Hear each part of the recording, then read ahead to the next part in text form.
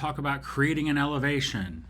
So the first thing we want to do is, hopefully you're here in your cat on a hot tin roof drawings, and we want to look over here in our navigation pane and make sure our 3D stuff is turned on. And as you scroll down, you'll see there's a whole 3D class that has a lot of subclassing below it.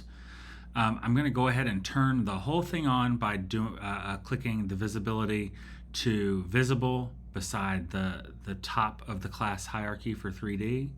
And when I do that, you can see if I grab my flyover tool here, you'll quickly see that the building is turned on too. So we want to probably go ahead and get rid of that building because we don't want to see that. It's not going to make a difference to our lives right now. So I'm going to come back over here. I'm going to grab the selection tool. And while I'm looking at this like this, I'm going to scroll down and I'm going to try to see if there's anything that I think that I can get rid of. So I see here cornice, deck, masking, projection screen. These are a lot of things that sound like they're part of the set. And I'm looking for something that seems like maybe it's the outside walls. And I see here venue. So I'm going to go ahead and just toggle that whole section off. And what do you know?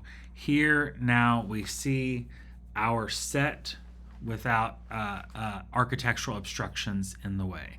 So I'm going to go on ahead and go back up here where it says custom view because we just used the flyover tool. And I'm going to go back to top and plan view. Now I see 3D stuff is turned on. You're going to see these lines here, and if you click on these lines, you're going to see that this says a section plane.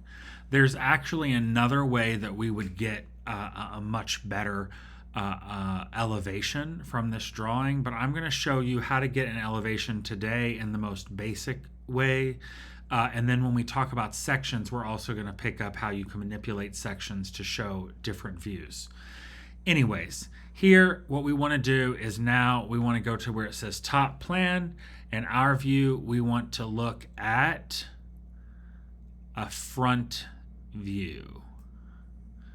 So here we are in our front view, and now we would usually take draw a box around this and create a viewport from here.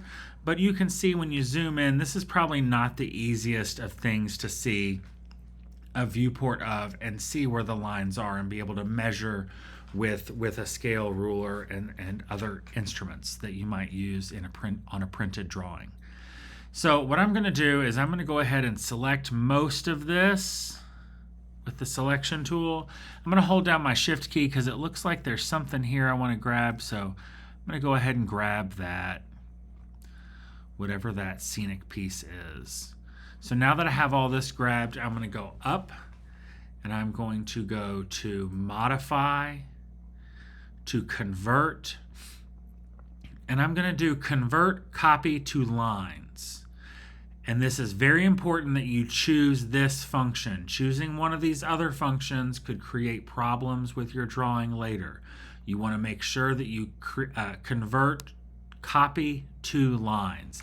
This is basically going to create another an imprint of this 3D rendering that we're seeing and turn it into all lines. So I'm going to go ahead and click on that. And it's going to ask me again what kind of rendering I want. This hidden line rendering right here is perfect for us right now. I'm going to click OK. And you see it grabs all this. I'm going to go ahead and just drag this up and above, away from this right now. And now I'm going to go ahead and go back to my top plan view. And I see here I have this, which you may have the previous section already in your drawing. I'm going to drag this up here, out of the way.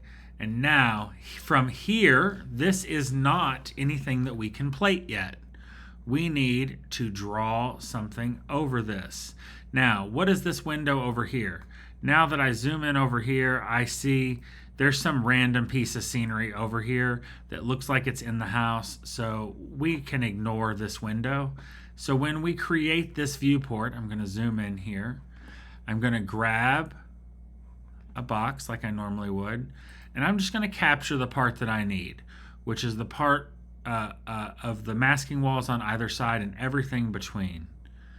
And then I can always grab my selection tool and clean up and tidy this viewport to make it as small as possible if I want to clean that up. Might have to zoom in a little to get some precision and get close there. Go ahead and tidy this side up. This is not super necessary, but I personally like to keep all of my viewport containers kind of trimmed up as much as possible. It's visually easier for me to look at when I get to plating the drawing, but you can still plate and overlap things in the negative space. Okay, I've trimmed up that box to be the boundary for our viewport. So now I'm going to take that and I'm going to go to View, Create Viewport. Do I want to use this box as the viewport's crop? And I'm going to say yes. And then this viewport name, I'm going to name Elevation. I'm going to create it on a new sheet layer. The sheet number would be 4 because we would have at this point, we would have an Act 1 ground plan, an Act 2 ground plan, an Act 3 ground plan, which would be our first 3 sheets. And this elevation is our next thing. So I'm going to say it's sheet number 4. And I'm going to say the scenic title is Scenic Elevation. Click OK. I don't want to use a label drawing. Everything else seems fine at the moment. And I'm going to click OK. And now here I am on this. You can see whatever this page is here, we better check that because that doesn't look like the right size. So we're going to go to Page Setup. And you see here, it's just one printer page that's represented here. So I'm going to choose a size unavailable in Printer Setup. I'm going to select that box, drop the menu down, and select US Arch D, that paper size we've been working with. Now I have the paper size here. And from here, I would then take my title block that you've imported or used from another file, drop your title block on here, and enter the information as needed to create your elevation.